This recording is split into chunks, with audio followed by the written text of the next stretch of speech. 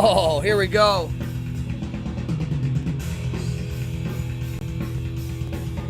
Wow. Episode 41.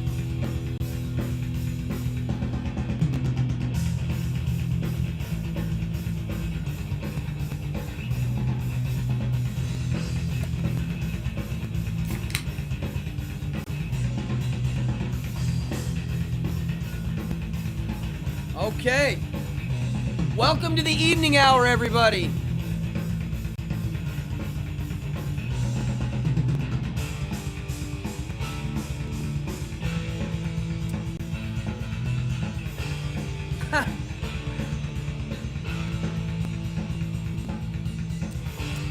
You're right, Mark. Come on in.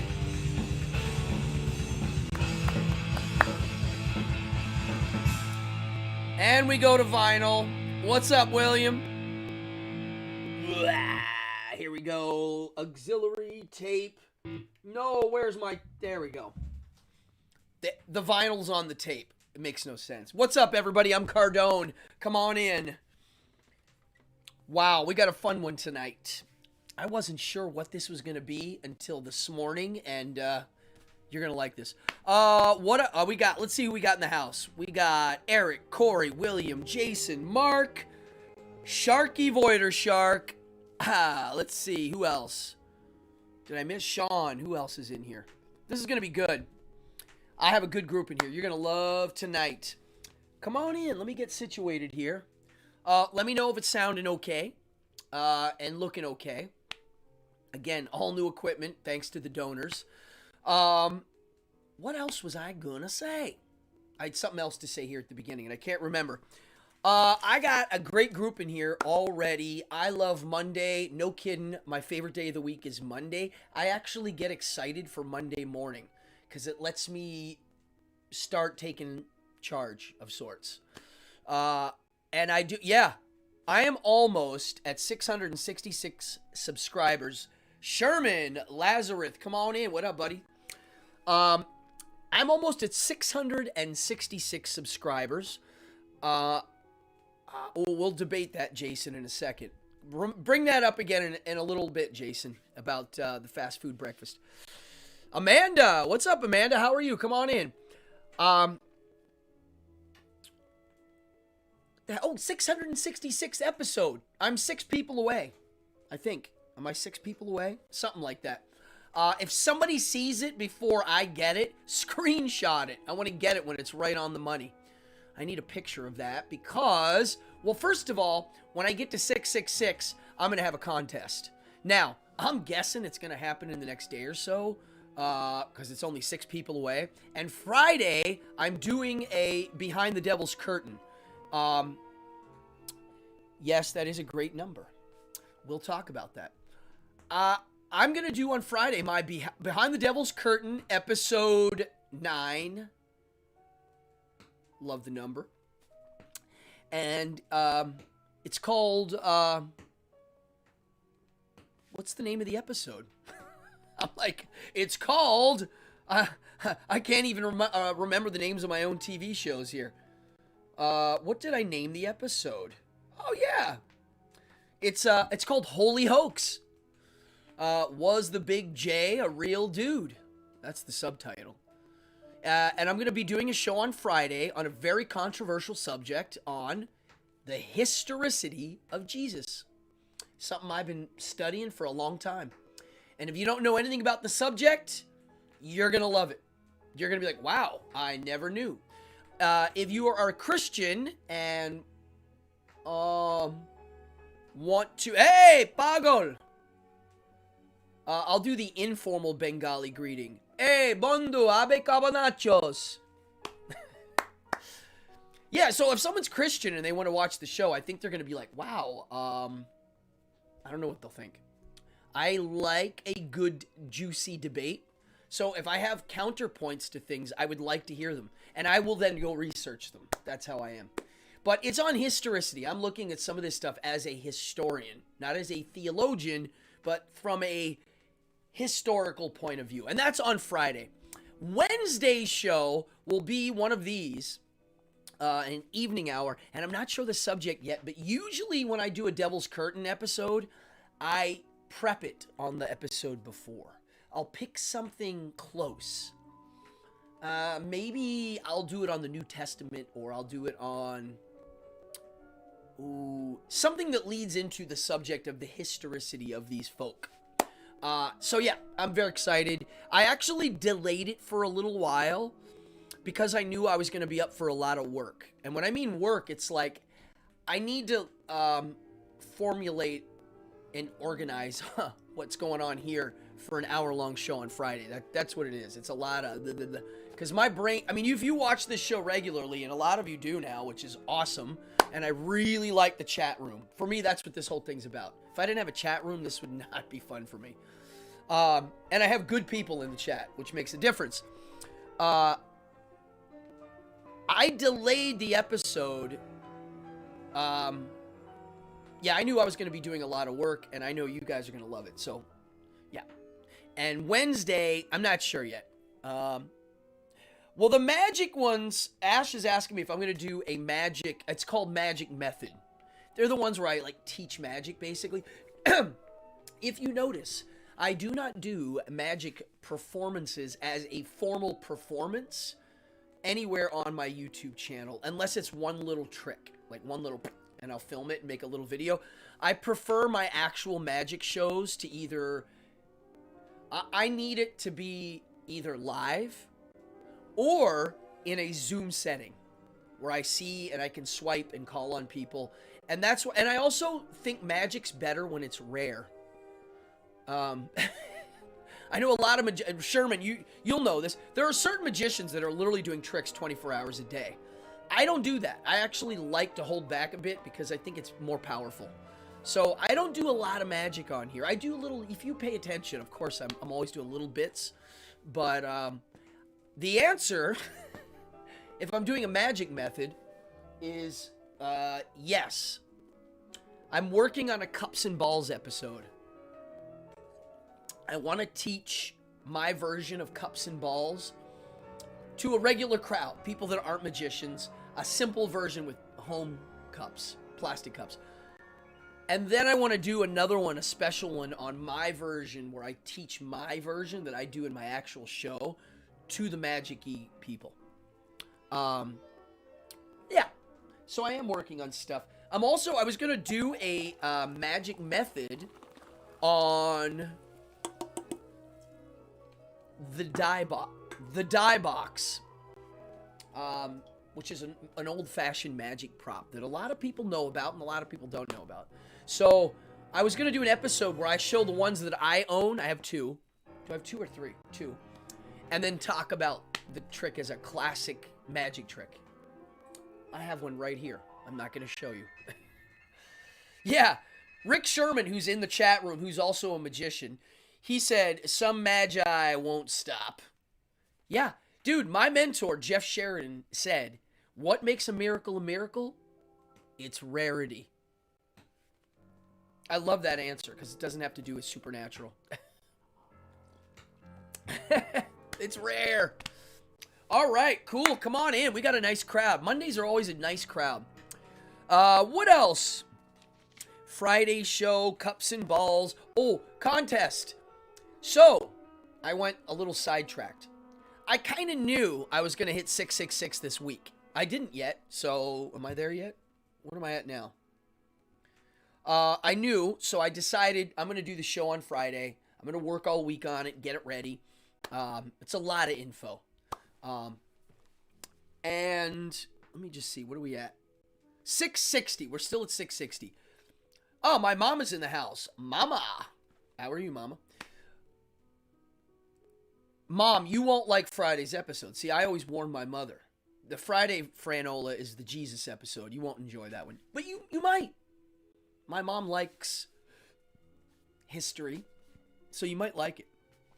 And it just involves Jesus. So some people don't like to mess with that. What else? Yeah, so I knew I was going to hit 666, and I am going to have a contest on my chat. I don't know if it's going to be on Wednesday, and I don't know if it's going to be Friday. Not sure. One of those days, most likely, there will be a contest with an awesome prize, and if you're in the chat, you will win it. It might involve vinyl. It might involve t-shirts. I don't know yet. It might involve all of those. It's something cool. When that happens, you'll know. So keep checking the shows out. Now, when I hit 1,000 subscribers, I'm going to do something really big. Something monumental. That's going to take another couple months, probably. But at the rate it's moving, cool. And if you're watching this live, look, I don't beg for donations. I'll ask for them. Hey, if you got a donation, kick it in. But that's not what I really want. I want subscribers. So the best thing you can do is hit subscribe and notify. If you don't hit the, what I'm learning, if you don't hit the notify bell, my channel and show basically are shadow banned, in a way. And if I do actually get a shadow ban for whatever reason, it could be anything. They just do this. The algorithm does it. It's not a person doing it sometimes. If you have the notify bell, you will know when I'm doing all of my shows. So if you're watching and you are a subscriber, hit the notify bell. It really does make a difference. I didn't realize how it worked, but that shadow ban thing is real, man. There are things that, like, I'll look up and won't be able to find, and I know they're in there. So I'll do like a YouTube search, a Google search, and then I'll do like a DuckDuckGo search and find it that way, because it got shadow banned. It got like buried in the void. Like I said, sometimes it's not a person. When I first heard shadow ban, I think of like it being deliberate. Like, we don't like you or your politics, right? No, but it's not always that. It's deliberate from a machine, like, deciding, which is weird. Get ready, folks, because that right there is going to be running a lot of things, that type of a system. So get ready. If you don't like it, say something. I say something about it all the time, but... Okay, let's get into the meat of my show. I entitled tonight's show, well, first of all, it's episode 41.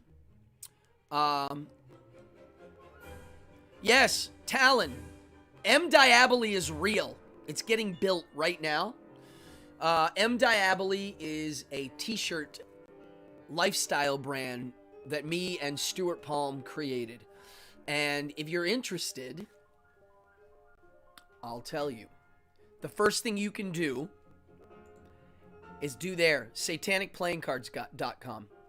If you go to satanicplayingcards.com, which you probably are already in there, click on the subscribe button, because that is going to turn into M. Diaboli. And there will be a web store soon. 2-3 weeks? We're building it. It's a lot of... Right? Thank you for mentioning. All right. Yeah. Episode 41. I can't believe there are 41 of this show. There's 9 coming up of the other show. I can't believe it. Burger King inferiority complex. What do you have to say about that? I saw somebody already said Burger King's got a great breakfast, or a superior breakfast. I disagree. I do like French toast sticks, innovative, but not cutting it. I, as a child, always loved McDonald's. And I did a whole show on it last week. Or it was 2 weeks ago. And I really do like McDonald's. Not just because I like Americana, tchotchke, shtick. I do. Nostalgic, frou-frou. I'm a fan. I love it. I like McDonald's, the aesthetic, the colors. I like the vibe. I like junk food, obviously. I like the old Coca-Cola and a smile and a cheeseburger. It's a thing. It's a vibe. It's very American. It's like what we have at... When people say, you don't have a culture, it's like, yeah, we do. We invented something new. Something some people can look down upon. Dude, Fallon wins the comedy of the... Your stuff's cracking me up. Look at the comment. I'll read it in a second. You got me to laugh and you threw me. That's good. I gotta stop for this and then I'll get back to the show. Fallon said 41 episodes. That's definitely a plethora of programming, El Guapo. It's a good inside joke if you know the movies. Love it. I like McDonald's because it literally became a symbol of the USA and part of American culture like no other. People can make fun of America. All the countries that make fun of America all have lots of McDonald's in them, and they all eat. A lot of people eat at it. So I like it for that. If you watch the movie The Founder, he says, like, America, Jesus, McDonald's. Like, it's there. I mean, it is. Yes. Okay, Canadian man. Lazarus. Yes. When I think of Canada, I think of cheesy Canadian things that I like. You know? I think of a Mountie with pancakes, you know? Like, there's some funny imagery that's cute and kind of old school that, you know, I like. It's fun. It's part of your culture. Our culture's silly, stupid McDonald's. And, you know, rock and roll and country music and cheeseburgers. I mean, we have a culture here, which is a mixed bag of lots of things. And people can make fun of it all they want, but there's literally a McDonald's in basically every country at this point. So, and now Burger King shows up, and they really were a competitor from the beginning. And I think from the beginning, McDonald's was like, dude, we're killing it. Go ahead and try. And, you know, they did all right. So, as a kid, I never hated Burger King. I actually thought, Tim Hortons, yeah. When I was a kid, when I thought of Burger King, I thought of superior premiums. I did. I actually thought they had better premiums. I didn't think they had. I've been living in New York so long. I say thought. I say the aw sound. It's so weird. I just noticed it. I thought maple syrup and hockey gloves. Yes. Yeah, that's Canada. That's not US. That's Canada. It's awesome. Oh, and ketchup chips. They have ketchup flavored potato chips up there, which we have now too. We imported those. I thought the coolest thing Burger King had were they had glasses. My mom will remember. Real glassware. They did the 70s King Kong. And I remember I had King Kong and I had the one with a snake on it. They broke. They're hard to find. Why? Because they're glass. They broke. Everybody broke them. They also had, in the 90s, some really good Burger King toy premiums. So I did like it. But McDonald's, okay. So as a kid, when I was really little, McDonald's had McDonaldland, which was Grimace and all the characters. And what I didn't realize is there was like a weird lawsuit thing going on with Rankin Bass, HR Puffenstuff people. I'm going to maybe do an episode on just that, the story behind it, because it is kind of cool. So they had McDonaldland, and they had a clown and all these crazy characters, right? So Burger King's like, they got on it early. They created a king. Clearly, they created a Burger King. And, I want to read this. And they created a character in the 70s called, I'm going to get his full name. The Marvelous Magical Burger King. They created they kind of refined it. They put the word magical, and they started mixing in a magic character. Like, literally a magician. And it's weird how my life gets entwined with things I was obsessed with as a child. So, I was always obsessed with fast food characters, specifically McDonald's, but of course Burger King, and a magician Burger King. My God. Now I want to show you one of the commercials.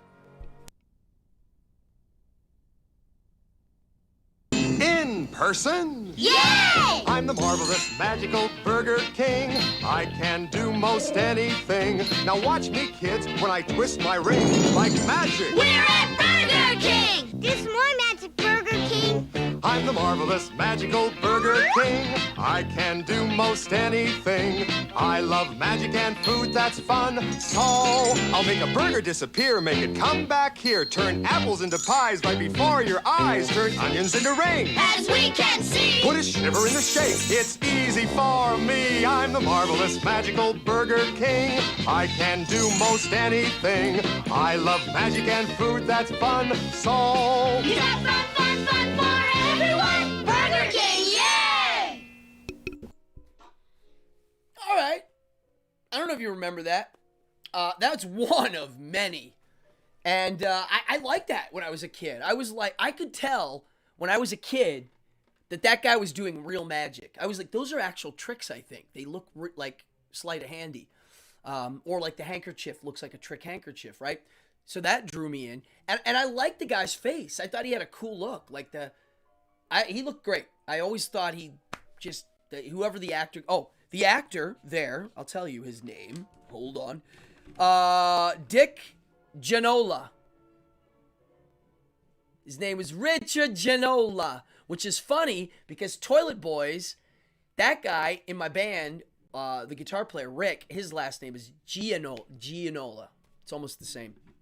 So Dick Genola was the marvelous magical Burger King. And creepy. All right, Rick Sherman, here we go. Now, here's where, okay, so let's just talk about, I have a connection to that commercial in a weird, you'll see in a second. It's crazy. So, check it out. In the 70s, McDonald's had McDonaldland, and they had a line of toys. They had Remco putting out dolls, and the dolls were, they were about, Barbie doll size, maybe a little smaller, and they had a train set, and they had, play sets. They were nice dolls. I have one. It was in my McDonald episode. Then they put out one of these beasts, which I showed on my McDonald's episode. This is great, right? And I've had this since I was really little. This was my, I don't know, 4th Christmas present. When I was 4 or something. Literally. I was 4 or 5, and I got this for Christmas. And it's in really good shape because I always kept the box. The box isn't in great shape. But, look, the colors and no fading, no nothing. It's in really nice shape. He looks weird, colorful there because I have a light here. See my pink hand? But yeah, he's in really nice shape. And he still works all of his parts. Watch. And he has Grimace in his pocket, right? So Burger King's we're going to do one. And I got one for an amazing price. I think it was 50, and then I offered 40, and they went for it. Not kidding. I found the Burger King toy in the box. The box is in pretty good shape, but the toy was I'll show it to you in a second, mint condition. Mint condition, stickers still on the card, okay? Perfect shape. And the box, yeah, it's damaged. It's got some damage. There's some damage here. But I really like the packaging. I think this is a better package than the McDonald's one. The McDonald's one's a display box, which I like. But I love the painting on here. And as you can see, it looks like it comes with some magic tricks, which we'll talk about. It's a little photograph of the tricks. The other side's the same, but there's a chunk missing on the paper. But it's the same on both sides. And the side of the box ain't bad. I think it's a quality package. If I'm judging this, I love that it's a painting of the toy. I always like that. It stimulates the imagination better. Well, here he is in all his glory. Now, I put his stickers on, but they're coming off a bit. They're starting to fall off. So I'm going to let them naturally kind of flake off because they're in really good shape. and then I'm going to apply them with a better glue. But here he is. And I'm going to talk about this thing in detail in a second. It's a really weird toy, folks. When I was little, I remember seeing this at someone's house. Oh, it's made by Knickerbocker. Knickerbocker made a lot of... They were, you know, pretty well-known toy company at the time. They weren't Hasbro, you know. They were like a little less, maybe. I remember this being at someone's house when I was a kid and seeing it and really liking it, but not liking it. Like something was wrong with it. And you tell me. Let me give you a close-up of this guy. I mean, it's a great-looking doll. He's got a real cape. There's a little plastic doodad here to hold the cape so it doesn't move around, which I'm going to leave. His boots are the shiny plastic. And so his waist is just a little too long. I'm going to take out this hamburger for a second. He's got a really weird waist. Wait, let me hug it as a child would. Yeah, it's not very... I don't know. The plastic is in mint condition. This is 1980 is when this came out. The fur is in good shape. The cape is in good shape. Now, let's talk about the details. It comes with a foam rubber hamburger.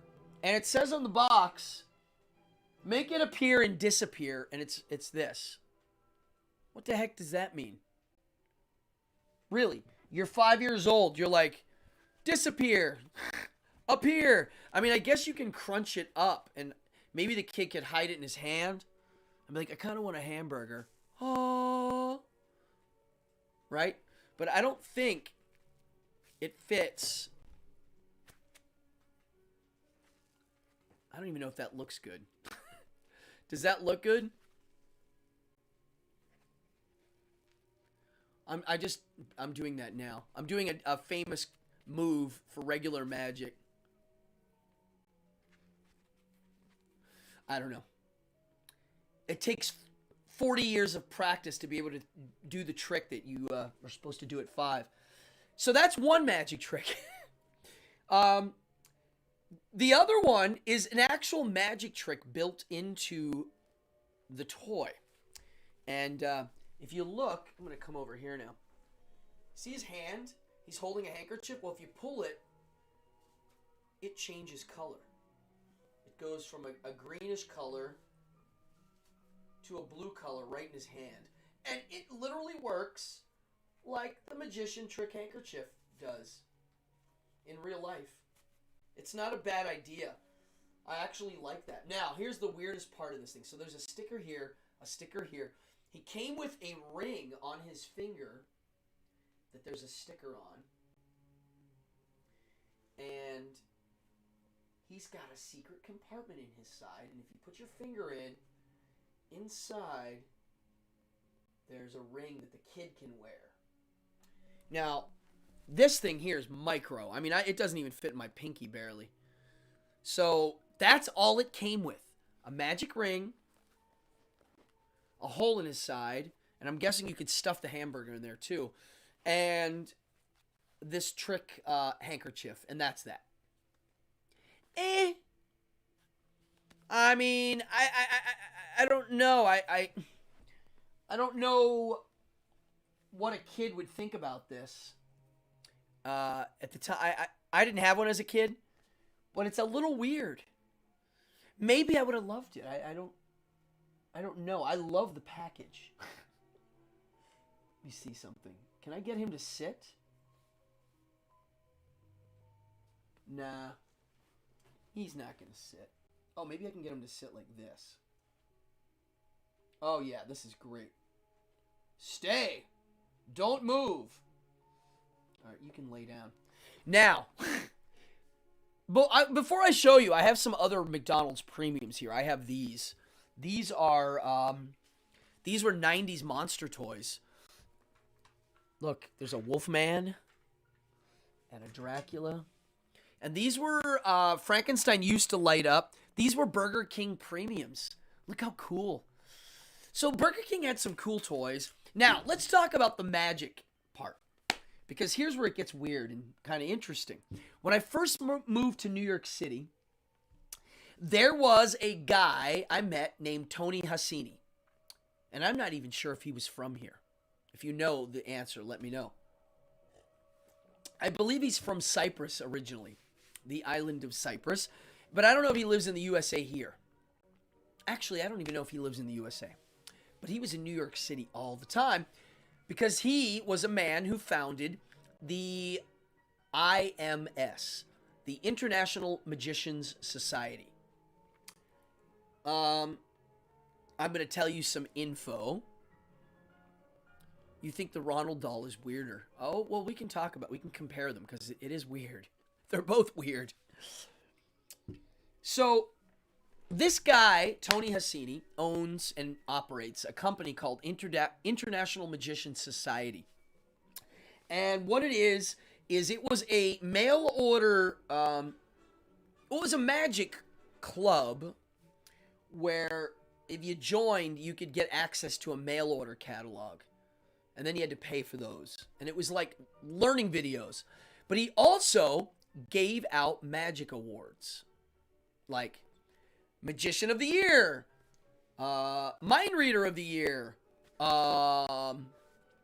Most Colorful Entertainer. Like really weird titles or...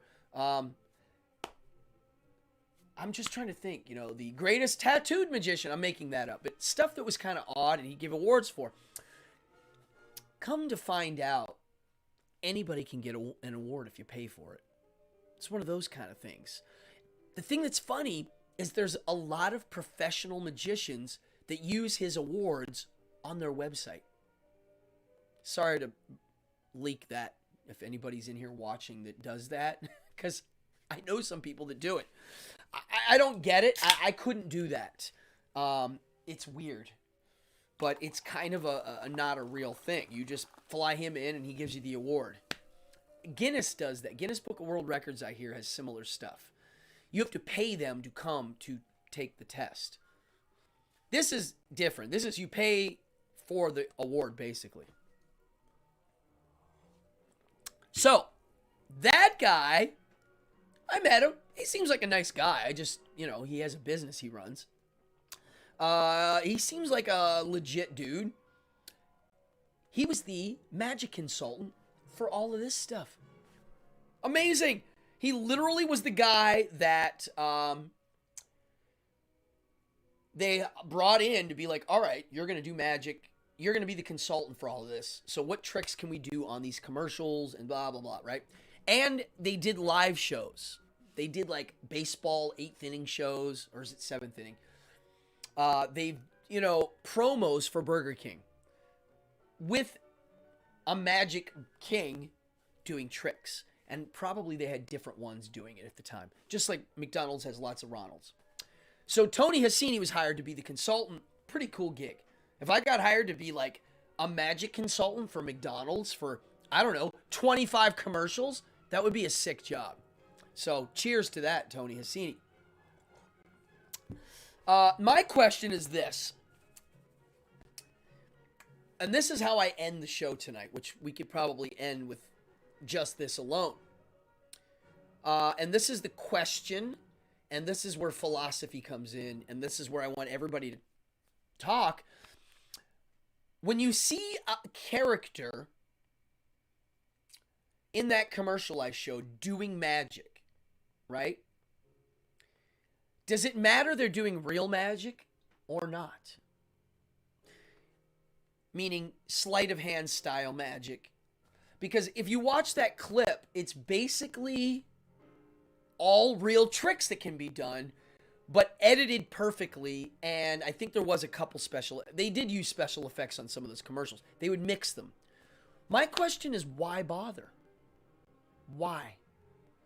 Why are you making this character who has real magic powers do sleight of hand magic? Why aren't you just using special effects at that point? I'm asking this honestly, and it's very important for me to talk about this stuff because it's what I do. Here's an example. If somebody hires me this is a very good example. We're going to use a theater, a play as an example. A play calls me up, and I've had this a few times. They'll say, hey, we're doing a play, Blithe Spirit by Noel Coward. I don't know if anybody knows the play, but it's a ghost story comedy by a real, what's the word? Hoi polloi. He's very like this, like,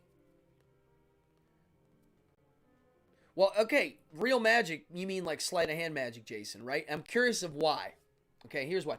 So somebody calls me and says, hey, we're doing a play. There's a scene in the play where the ghost makes a cup float across the stage and land. And I'm like, all right. And they're like, okay, now we want to do that live. What do we need to do? How do you work? How do you get hired to do this? Yes, it was yes, Fallon. I believe they did have that. They had a traveling magic guy doing that act. So this is what I would say to the theater guy before he hires me to do his play. I say, dude, I'm going to save you a lot of money right now and you don't have to hire me. Because it is a lot of work what he's asking for and will cost a lot of money. So I say, here it is. Ready? If you make that cup float across the stage and the audience can see the strings, you're doing something weird because you're already asking them to suspend their disbelief and believe this ghost story. And now you're making a cup float and they're going to see the strings and they're going to get completely ripped out of the play and go, oh shit, there's the strings. Right? That's what would happen. They'd be like, oh, I see the string holding the cup. Cool. If it looks really good and it really floats across the stage, the audience is going to go, oh my God, that looks real. Did you look at that? Right? To me, both of those are bad. Both of them don't work for me.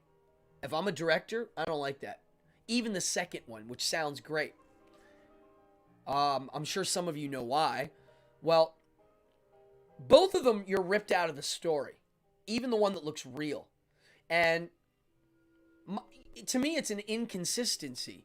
If it's a play and we can see the actor playing the ghost for some of it, and sometimes we can't see her, and then there's this realistic looking thing, you don't need, you've already asked them to forgive their disbelief, and now you're actually fooling them. Why is my question. Why do you need to do that? If there's an answer, I want to hear it, and we'll work it in. But most people go, yeah, you're right. There is no reason. Okay? So I go, so look, anytime you need something to float, have somebody in pitch black clothing pick it up and move it across the stage, and the actors don't see the guy dressed in black clothing. Right? And the director will go, oh, yeah. Oh. And I go, look, you win on all accounts. You win on, they're going to, if it's done right, they're going to know what it was. They're going to go, oh, the cup is floating. And you let them figure that out, even though it's easy. But it gives them a little ego fluff. Like, oh, look, I can figure, this makes sense to me, which is also a hook. If things make sense to people, it's hooks. If things are interesting and don't make sense, they're hooks too. So that's what you get. You've already asked them to suspend their disbelief and accept a theatricality of a supernatural thing. You don't need to do real magic. This is why I get mad when magicians are in character mode. Because I think you're removing a key element to what magic is and what makes it so great. And that is, it's real. Right? So when I see this, there's a weird layer going on. This is clearly not a real dude. Like it's an actor. We know there's no dude like, hi, my first name's Burger and my last name's King. Right? It's a character. It's a franchise character, right? So if the franchise character was a guy who's like in character and he's like, hey dude, I'm a magician and I do magic shows. Watch. And he had a top hat and a cape, I might buy it. But the fact that he's a king doing magic, what? And it's a hamburger company? It's just, to me, it doesn't make sense. Now, to me, that's also why maybe this wasn't successful as Ronald McDonald, and people long forgotten about him. It's got a few inconsistencies. If I was hired as a designer for this project, I would have to add something to this to make it work, and I don't know what that would be. I mean, honestly, it could be a costume shift. It could just be, I'm the king of burgers, and every trick he does, though, is literally making burgers appear. In the commercial, he wiggles his ring, and they appear at Burger King, which is weird. This should be, he's always making burgers appear. Maybe that's his only trick. He makes one burger, two burger, a green burger, a purple burger, right? A magician who only does hamburgers and french fry tricks, that to me would have fixed this. If he was more consistent on the type of magic. I get picky with that. I don't like it. I like magic to be done as a reality. Why? Because it is real. Because you say you're going to do something in real context, and then you actually do it. Theater's not like that. It doesn't have to be that. If you're doing a magic show in a different voice and in a character, literally like, hi, my name's Rupert and I do magic, and everybody knows you're in character and not real. Unless that is part of the plot and is going to tie into a trick that you're going to reveal something, your true self. I don't know what it would be, but I don't get why. Why not do it as yourself? What does the character do to the magic is my question. If you're a magician, you're presenting wondrous moments that are magic. Why would you do that from a character and not yourself? Unless you don't like yourself and yourself is boring and you need to fluff it more. But then you should just heighten your own self, which is what I always thought magicians did anyways. It's you as your human character, you who you are, just, on 11 or 10 for most. It's a character flaw, says Jason. Let's look at some of these comments now. Was there a Magic King appearance? Oh, yeah, Fallon, we talked about that. I mean, what do you guys think about that concept? I'm going to come up with a name of that concept. The blah, blah, blah, blah law. Because I really think it's a real thing with magicians. Here's a concept I came up with. Oh, I don't know where I wrote. I like writing my own versions of laws, like the law of gravity. Oh, I wrote, here's what I wrote. I came up, oh yeah, the law. It's called, hold on. I gave it a name. It's called, oh yeah, pardon the French. We say that in the U.S. when we're going to say a bad word. The law of the asshole. And the law is, there will always be an asshole. The ones that forget this suffer, and the ones who remember prosper. I wrote that the other day because I always bring up the fact that people have ideas about how our society, let's say, should work. And I'm always like, wow, that's a great idea. But there's one thing missing from that equation, and that is the law of the asshole. There's always going to be one. And it's like the whole argument with communism. It's like, great idea, but one guy is going to screw that up quick. It's the law of the asshole. It's that kind of concept. It plays into the notion of Murphy's Law. Anything can and will, go wrong. It will eventually. So to me, that's what that is remember with humans, there's no utopian where everybody's going to get along and be cool with, there's always going to be the asshole. So maybe there's one with, oh yeah, here, Ashworth brings this up. Let's see. Maybe trying to set yourself apart from the rest of the magicians by creating a character. I would think that's the main reason why people would do it. It's like, I'm going to make something different. So, okay, here's my thing about that. I don't think it can never work. I don't. I think what it requires is extremely difficult. And that is, the character has to become a real person. For instance, Pee Wee Herman. that became a real person. A fleshed out character that actually became a celebrity and a living, breathing human. We all know it's Paul Rubin, but when I see Pee-wee, I don't see Paul Rubin playing that part. I don't. I do not. Tell me if I'm crazy for thinking that. Does anybody else have another person that would fit that model? This is the part of the show that I like because now I'm thinking live with you. We're all like coming up with stuff. But yeah, like Pee Wee Herman. That's a real guy. What other fictional characters became real? I'm trying to think. Well, like Gilbert Godfrey. So I forget. I listened to a tape of Larry the Cable Guy. When I saw a video of Dan Whitney, and if none of you have ever seen that, so quick little story. Years ago, my stepbrother played me a tape of Larry the Cable Guy, and I was like, wow, this is kind of cool that some redneck dude who's a cable dude kind of got famous. I find out it's not true. He was a comedian named Dan Whitney. He didn't sound like this. He didn't. He sounds like he didn't have an accent. He didn't dress like a redneck with the baseball hat and the belly hanging out. He didn't do that. Bobcat Goldthwait. Yeah, good one. So Larry the Cable Guy was a construct. He invented it as a prank phone call. Like he would call a radio station doing Larry the Cable Guy, you know? And his family stories, and my sister's so fat we had to hire a rodeo clown, stuff like that. That's all. I thought it was real when I first heard it. I really did. So, yeah, that's a real guy. Bobcat Goldthwait, all these people became larger-than-life humans through a character. So I do think it can work. Well, Carrot Top, yes. But he's a good example, too, because whenever you see him in an interview, he's got props. He's got all his junk. So, I mean, when you go meet him for lunch, I highly doubt. Maybe he is. Maybe he is that guy. I hear his live show is outstanding.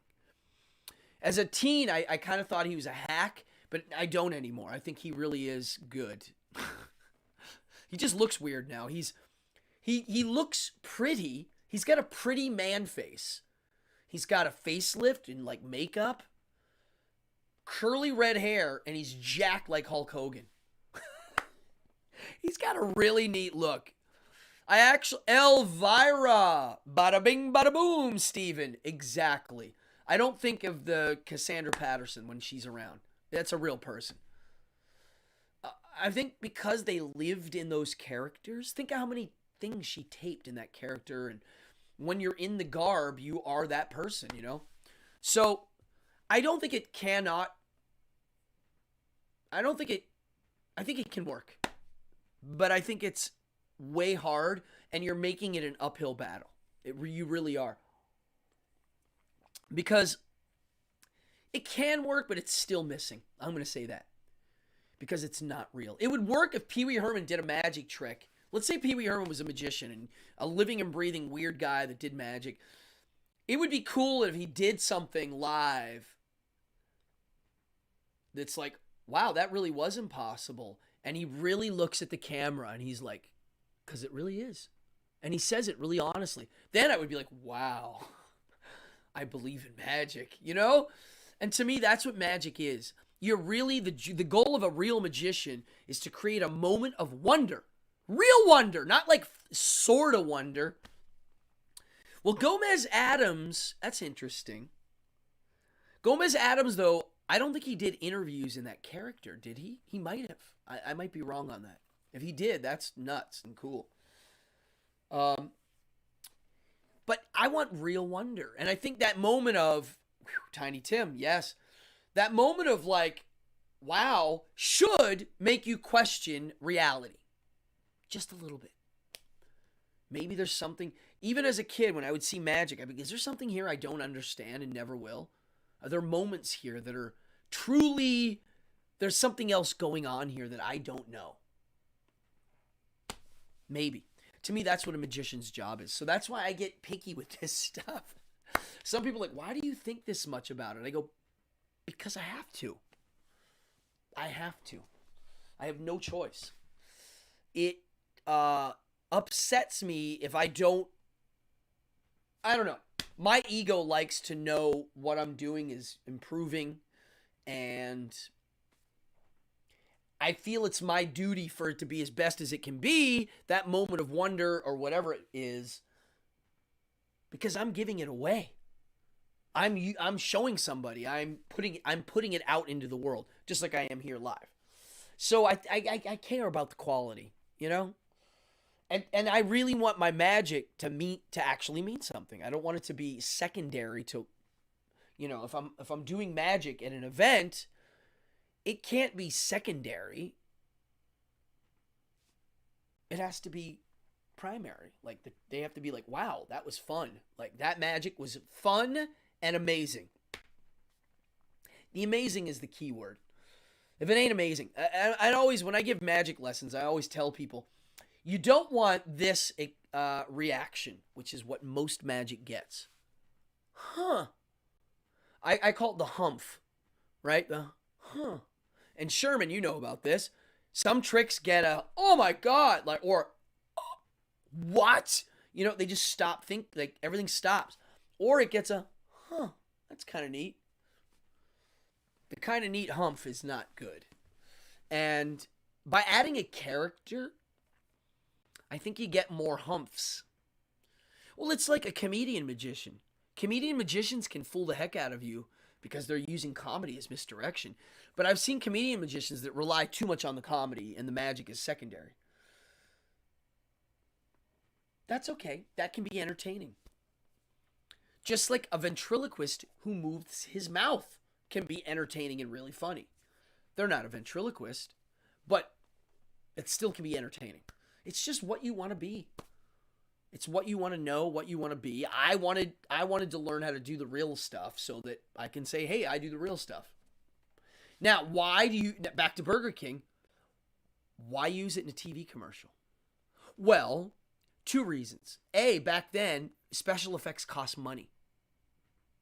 Way more money than they do now. I mean, they didn't have the technology to do most of the stuff, so it just was a longer process and it probably didn't look as good. So for them to do it like a magician looked better probably. No edits, a little seam line, right?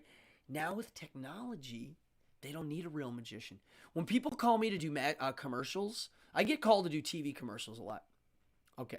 So, yeah, exactly. Artists don't want the, that's cool, right? People call me and they go, hey, we have a commercial. We want a magician. And I go, look, I'm going to save you money and time. Why do you need a real magician? Why don't you use an actor? That's what I say to them. Because if you want me to audition, you have to pay me. So if I get called to audition for something as a magician, most of the time I ask for a fee, and most of the time I get it. Because they're going to be getting ideas. By me showing up to the audition, I'm going to be giving them ideas. They got to pay me. I ain't coming. You can go look at me on video. And I always ask, why do you need a real magician? Why not use special effects? They're easy now. Well, we want blah, blah, blah, blah, blah, right? Like if they want the coins, then they need a real magician. Did I ever tell my Grand Theft Auto story? I don't think I did. I'll tell it right now, and then I'm done. William, yes! 662? Dude, let's hit 666 tonight. Come on, man. Let's do it. If you're new in here, hit the subscribe button. Let's see. And if it gets there, somebody screenshot it. This to me is fun. I like these kind of things. Where are we here? Let me look. 6, no. Come on. We are at, 662. All right. So here's my story. I might have told this before, way early on these shows, but I got a call many years ago. Hey, we have a video game and we need a magician in the game in a nightclub. I said, okay. And they were like, we need you to audition. Their studio is in Long Island. Blah, blah. And I was like, okay, wait, hold on. I don't audition. Okay. And if you need me to audition, you have to pay me. But basically, everything that you need from me is online. There's tons of footage. There's tons of pictures, my resume. There's interviews. You don't need me to come in. So they basically were like, yeah, screw you, whatever. They weren't nice. They weren't unfriendly, but I could tell they were kind of irritated that I wanted to get paid. So then fast forward a week later, or it wasn't much longer. It might have been just 5 days. I'm in pain right now. Sorry. I have really bad arthritic back problems, and right now it is like, let me sit straight. So, 5 days, a week later, they call me and say, we want to book you. You're booked. I was like, what? They're like, look, we had an audition. We need the real guy because we want your equipment. They wanted me to do all the big stuff. So they were basically going to film me doing all of my magic, and it was going to be in a nightclub scene in the video game. So when you went in, there was a guy doing a variety show. So I was like, all right, cool. I proved my point. They watched my videos, and they were like, all right, he's the guy. So they were like, all right, you're going to get union plus a specialty performer rate. Now, I didn't know what that was. I'm going to throw some numbers out there, but I wanted around 7 to 10 grand for this gig. That's what I'm thinking. 7 grand. It's a pretty big company. It was Rockstar Games. It was Grand Theft 4. They didn't want me to know that, but I knew what it was. I was like, okay, cool. They were like, we'll get back to you tomorrow or whatever. It was like a day later. So I did the research. Union at the time was like around $1 grand, and it was like $250 for the special. So it was going to be about $1,200. And I was like, well, there's no way I'm going to go do a 9-hour shoot with all of my large gear for something that's going to be forever in a video game. No, that's not going to happen. So I was like, all right, I'm going to try to get between 7 to 10, or I don't know. I'll go down to 4 or 5 G. Something like that.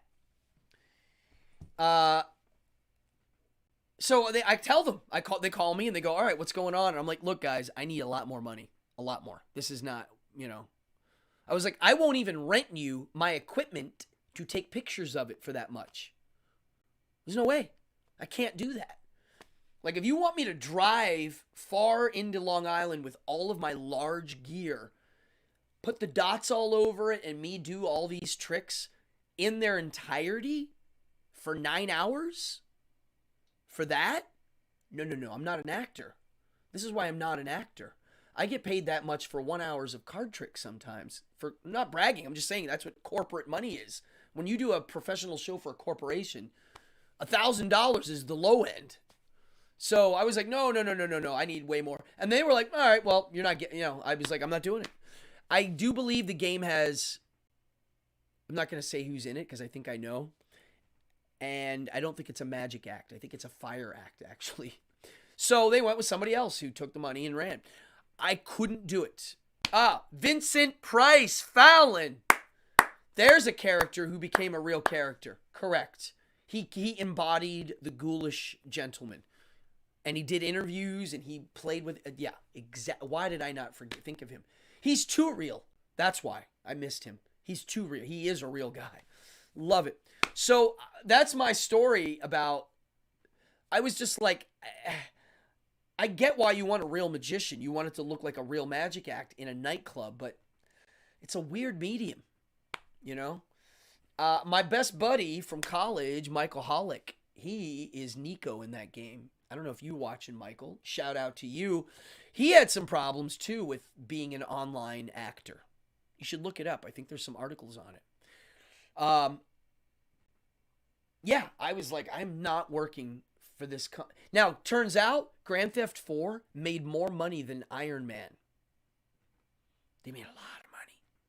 So I was right to ask for more for myself and for all the other performers out there. Like, guys, if you're watching this and you're a performer, ask for more money, please. Please. We don't need a union. Just be ballsy. That's it. Be good, be confident, and go for it. Like, we don't need unions involved. Just go for it. And if you're underqualified, stay home. Wow. It is 9:02. It is Monday. We had a nice solid group in here all night. I don't have much to say. Anybody else have anything else to say? I had a good time tonight. Tonight was a little bit of a what do you call it? A wild card episode. Because I literally was like, what am I going to do tonight? I know Friday is going to be the historicity of Jesus. Holy hoax. I don't think I added the thing yet. Oh, I wanted to show this. Here's the magician guy that created the effects for the Burger King. There he is. Tony Hassini. He's from Cyprus. He's still around. He still runs his organization, and I think they have an online shop, IMS, International Magician Society. And there's the Burger King guy. His name is Dick Genola. Yeah, that's him. Bada bing. So, is Burger King, do they play second-rate fiddle to McDonald's? Yes, they do. Their French fries are inferior. They did not invent a Big Mac. They don't have a Ronald. Their breakfast, while it's good, their McDonald's little junky pancakes are magical tasting. McDonald's sausage, superior. McDonald's hash browns, superior. So, what breakfast item are you talking about? I mean, I do like the French toast sticks. I do. I'm going to be honest. When I first had those, I was like, ooh. But McDonald's sued Burger King in the 70s and lost. So Burger King was like, we get to make fun of you in commercials now. But it never worked. They were always a few steps behind McDonald's. And McDonald's just lost a lawsuit in Europe where they lost their copyright, their trademark on the Big Mac. So now people can kind of mention Big Macs in their ad copy. Again, that's only going to help McDonald's. They don't care. McDonald's Corp knows what they're doing. I wish they would admit it's junk food. I think that's what they all need to do. Be honest. Just say, hey, it's junk food. Don't eat it every day. Wow, folks, what are we at? Are we still at 662? Well, if we don't hit it tonight, we'll hit it by Wednesday. And if any of you jump on this channel in the week and see that it's 666, do me a favor, hit that screenshot. I'm going to try to get it right on the money. It's going to be hard to do. But I think I can get it. And let's keep moving to 1,000. That means I'm going to have a contest this week. That means I got to figure out what the prize is. And that means somebody in here that comes in all the time is going to win something cool. And we got Amanda, William, Fallon, Steven, Ashworth. So many fun people. Sherman's in here. Sharky's in here. Rick Sherman. My mom is in here, I think. Lazarus, Mark, Corey, Eric, everybody. Come on in. Everybody that's in here, keep coming back. I promise you these shows are always going to be fun. I take them seriously, and I thank you. Oh, to my donors. The croissant sandwich. I haven't had it, Jason. I will try it. I'll try it. To my donors, grazie. I've got an amazing camera now. I've got probably one of the best cameras you can get for this. I have an amazing microphone. Hi, how's it going? That's my radio. That's my classical DJ voice. Hey, what's up, everybody? I also have a great light setup now, and I thank you all. So if anybody wants to donate, there's the link. I don't have Super Chat yet. And hit the subscribe button. I just did a Trump. I hate this. I don't want to do that. That's one of those, I mean, he had some goofy body mannerisms, but this thing he did with his hands is really awkward. No, he would do this. Not to bring him up, but he would do this weird shuffle with his hands that I wonder if that was a learned behavior. I don't know. Party on. The Burger King song. Huh? Oh, the one that was in the thing. Wow. Yeah, it is pretty good. Well, folks, Good night and have a nice week. Mondays are great, man. This whole Mondays suck. I hate Mondays. Friday's awesome. Friday's the week's over. Monday it starts. I like the start of it all. I don't want it to be over. I like the start. Frame it all and you get some good stuff. Good night, Mama. And I'll see you all on Wednesday. It's going to be a juicy one probably on Wednesday. Wednesday probably will be something about Friday. It will be something biblical. Uh-oh, somebody said a bad word. Fallon, did you say a bad word? My Streamlabs noticed it. There's weird filters on here. I'm sorry, folks. Thank you, Fallon. Fallon, you got me to laugh. With the El Guapo reference. A plethora. There will be a plethora of good episodes coming up soon. So, thank you. This is episode 41 of Evening Hour. I'm Cardone, and I'll see you on Wednesday and Friday. We got a Behind the Devil's Curtain. Thank you. Party on.